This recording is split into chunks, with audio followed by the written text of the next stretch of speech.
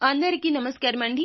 వృషభ రాశి వారి జాతకులు మార్చి మాసం 27వ తేదీ అనగా మనకి గురువారం తిథి. ఈ రోజున ఈ రాశి వారి జాతకులు మీ లైఫ్ యూ టర్న్ తీసుకోబోతుంది. నిజమండి, మీరు విన్నది నిజమే. ఏం జరగబోతుంది తెలియాలి అన్నా, మీకు ఏ విధంగా ఉండబోతుంది తెలుసుకోవాలనుకున్నా, మీ యొక్క గోచార రీత్యా ఎటువంటి ఫలితాలు పొందుకోబోతున్నారు ఈ వీడియోలో మనం సవివరంగా తెలుసుకుందాము. వీడియో నచ్చితే లైక్ చేయండి. మీ లైక్ మాకెంతో సపోర్ట్ అండ్ ఎంకరేజ్మెంట్ గా ఉంటుంది. ఇక ఆలస్యం చేయకుండా వీడియోలోకి వచ్చేద్దాము.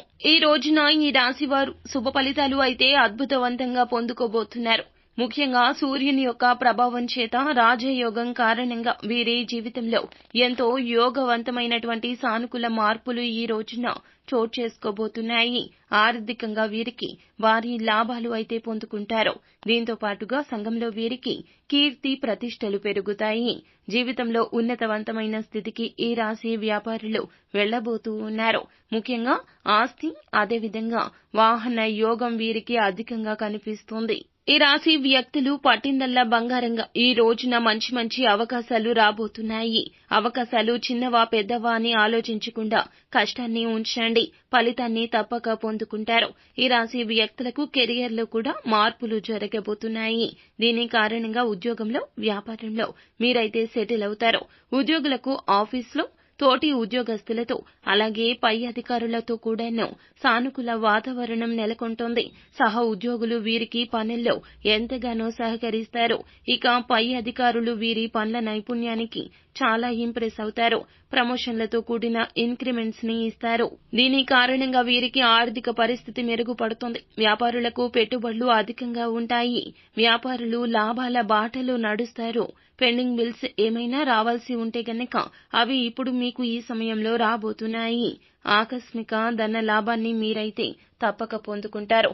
ఇక దీంతో పాటుగా ఈ రాశి వ్యక్తులకు భాగస్వామ్య వ్యాపారాలు ఈ రోజున అధిక లాభాలతో సాగుతాయి. వివాహితుల మధ్య ఉన్నటువంటి సమస్యల గందరగోళం నుంచి బయటపడతారు. కుటుంబంలో అందరూ సంతోషంగా ఉంటారు.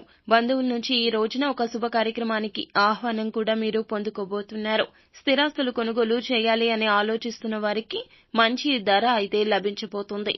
కోర్టులో ఏమైనా కేసులు ఉంటే గనక సానుకూల ఫలితాలు వచ్చే అవకాశం ఎక్కువగా కనిపిస్తోంది. మీ జీవితం అనేది ఈ రోజున ఎంతో ఆహ్లాదకరంగా బ్యూటిఫుల్ గా మారిపోతుంది. గతంలో ఎవరైతే మిమ్మల్ని కించపరిచారో, అవహేళన చేశారో అటువంటి మాటలు మాట్లాడిన వారే ఈ సమయంలో ఈ రోజున మీ కాళ్ల వద్దకు వస్తారు. మిమ్మల్ని క్షమించమంటూ కోరతారు. అలాగే శత్రువులు కూడా మిత్రులుగా మారతారు. ఈ రోజున మీరు వీలు చిక్కితే గనక ఆధ్యాత్మిక పరంగా అడుగులు వేయండి. పరమశివుణ్ణి ఆరాధించండి. వీలుంటే గనక ఈ రోజున శివ భగవానుణ్ణి ప్రదోష సమయంలో దర్శించుకోండి. అంతా మంచి జరుగుతుంది. శుభం భూయాత్.